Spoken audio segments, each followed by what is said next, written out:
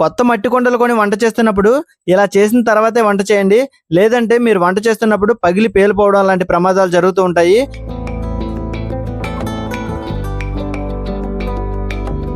కుండకు ఉన్న రంధ్రాలన్నీ మూసుకుపోవడానికి నీళ్ళల్లో ఒక రోజంతా నానబెట్టి ఉంచాలి.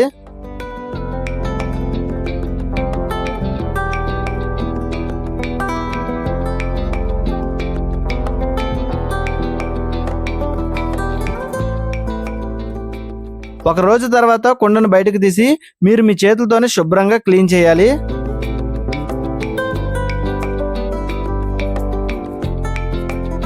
కుండకు తడి లేకుండా తుడిచిన తర్వాత బంకమట్టి అనేది అప్లై చేయాలి.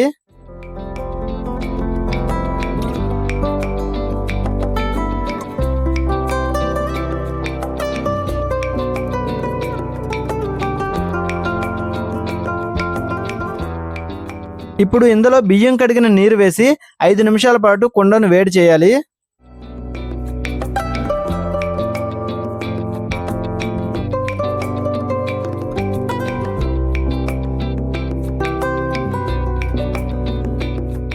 కుండ పూర్తిగా చల్లబడిన తర్వాతే శుభ్రంగా నీటితో క్లీన్ చేయాలి.